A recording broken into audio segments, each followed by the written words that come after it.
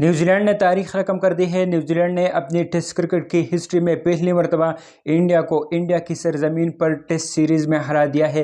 न सिर्फ test series में हरा दिया है बल्कि इंडिया की सरजमीन पर न्यूजीलैंड ने क्लीन स्वीप किया है और 3-0 से क्लीन स्वीप किया है। मतलब इससे पहले कभी भी ऐसा नहीं हुआ था कि इंडिया को किसी ने उनकी सरजमीन पर 3 टेस्ट मैचेस की सीरीज़ में क्लीन स्वीप किया हो। और अब इंडिया की टेस्ट हिस्ट्री में पहली मरतबा हुआ है कि उनको किसी ने उनकी सरजमीन पर 3 टेस्ट मैचेस की सीरीज़ में क्लीन स्वीप किया हो। इससे पहले साउथ अफ्रीका ने 2000 में इंडिया की टीम को क्लीन स्वीप किया था, लेकिन वो 2-0 से था। और अब न्यूजीलैंड ने इंडिया की टीम को 3-0 से क्लीन स्वीप कर दिया है। इस 3-0 की क्लीन स्वीप के बाद अब इंडिया की टीम के वर्ल्ड टेस्ट चैंपियनशिप के पैनल के चांसेस भी कम होने लगे हैं और अब इंडिया को वर्ल्ड टेस्ट चैंपियनशिप के पैनल खेलने के लिए ऑस्ट्रेलिया के खिलाफ बॉर्डर गवास्कर ट्रॉफी में 5 टेस्ट मैचेस की सीरीज में से 4 टेस्ट मैचेस जीतना लाजमी है, जो कि बज़ाहिर मुश्किल दिखाई दे रहा है। और बज़ाहिर दिखाई दे रहा है कि इंडिया वर्ल्ड टेस्ट चैंपियनशिप के फाइनल के दौर से भी बाहर हो सकता है। दूसरी जानिब विराट कोहली और रोहित शर्मा की टेस्ट करियर पर भी अब एक सवालिया निशान लग चुका है कि क्या दोनों अब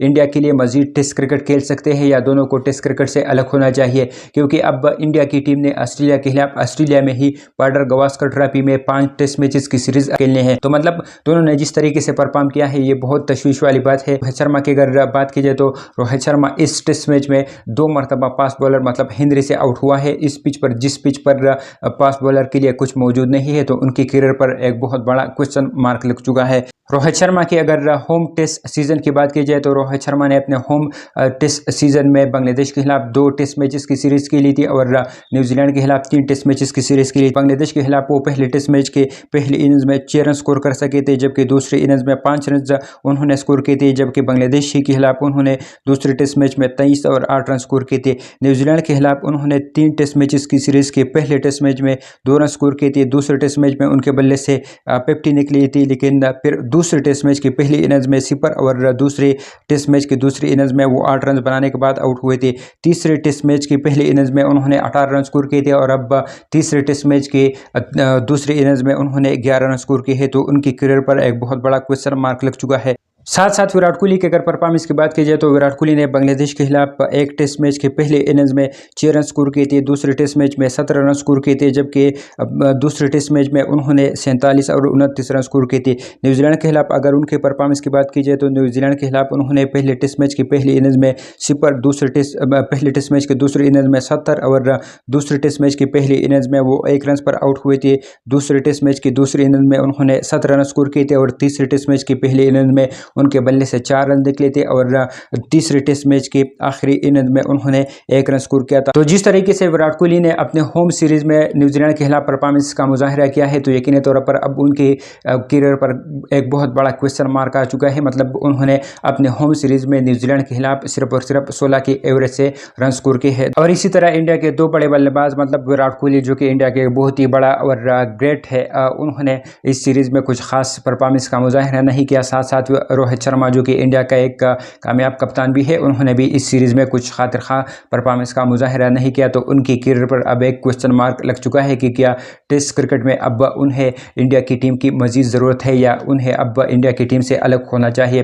दूसरी जानिब इंडिया की अगर विराट कोहली और रोहित शर्मा के अलावा उनकी और बैटिंग लाइन की बात की जाए तो वो भी इस सीरीज़ में मुकम्मल तौर पर एक्सपोज हो चुकी है और इस सीरीज़ में इंडिया की टीम 2 मरतबा कोलैप्स कर गई, बल्कि 3 मरतबा कोलैप्स कर गई है। मतलब न्यूजीलैंड के खिलाफ पहले टेस्ट मैच की पहली इनिंग्स में इंडिया की टीम 46 रन बनाने के बाद ऑल आउट हुई थी और पहले टेस्ट मैच की दूसरी इनिंग्स में इंडिया की टीम ने 54 रनों पर 7 विकेटें गंवाई थी। और अब आखिरी टेस्ट मैच में न्यूजीलैंड के खिलाफ इंडिया की टीम 121 रन बनाने के बाद ऑल आउट हो गई। मतलब इंडिया की टीम को सिर्फ और सिर्फ 147 रनों का टारगेट था, लेकिन इंडिया की टीम 147 रनों का टारगेट भी अपने होम सरजमीन पर हासिल करने में कामयाब ना हो सकी। और इसी तरह इंडिया की टीम न्यूजीलैंड के खिलाफ अपने होम सरजमीन पर इस टेस्ट सीरीज में 3 मरतबा कोलैप्स कर गई है। मतलब पहले टेस्ट मैच के पहले इनिंग्स में 46 रन बनाने के बाद इंडिया की टीम ऑल आउट हुई थी और पहले टेस्ट मैच की दूसरे इनिंग्स में इंडिया की टीम 54 रनों पर 7 विकेट इंडिया की टीम ने गंवाए थे, जबकि तीसरे टेस्ट मैच में अब इंडिया की टीम 121 रन बनाने के बाद ऑल आउट हुई है। तो इंडिया की टीम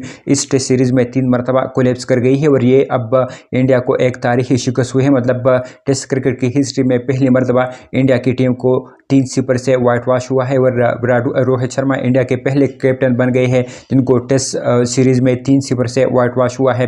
साथ साथ ये न्यूजीलैंड के लिए यकीनी तौर पर एक हिस्टोरिकल सीरीज है और हिस्टोरिकल जीत है, क्योंकि न्यूजीलैंड ने एक बहुत बड़ा कारनामा सर अंजाम दिया है। न्यूजीलैंड की टीम पहली टीम बन गई है जिन्होंने इंडिया की सरजमीन पर इंडिया को 3-0 से व्हाइट वॉश किया है। न्यूजीलैंड की इस जीत में अहम किरदार अदा किया न्यूजीलैंड के अजस पटेल ने। न्यूजीलैंड के अजस पटेल ने इंडिया के खिलाफ तीसरे टेस्ट मैच के पहले इनिंग्स में 5 विकेट हासिल किए और तीसरे टेस्ट मैच की दूसरे इनिंग्स में उनको 6 विकेट मिले हैं। तो कुल मिला के उन्होंने इस टेस्ट मैच में 11 विकेट हासिल की है। साथ साथ अगर न्यूजीलैंड के विलियंग की परफॉर्मेंस की बात की जाए तो न्यूजीलैंड के विलियंग ने इस सीरीज में बेहतरीन परफॉर्मेंस का मुजाहिरा किया था। ये वो विलियंग है जो विलियमसन की जगह न्यूजीलैंड के प्लेइंग 11 में शामिल हुआ था और इससे पहले विलियंग का जो टेस्ट कैरियर का जो एवरेज है वो 26 रन था, लेकिन इस सीरीज में उन्होंने बेहतरीन परफॉर्मेंस का मुजाहिरा किया। इस टेस्ट मैच में उन्होंने 71 और 51 रनों की शानदार इनिंग्स की ली, जबकि इस टेस्ट सीरीज की अगर उनकी परफॉर्मेंस की बात की जाए तो उन्होंने 33, 48, 18 और 23 रन स्कोर किए हैं और न्यूजीलैंड की इस अहम जीत में विलियंग ने भी अहम किरदार अदा किया है।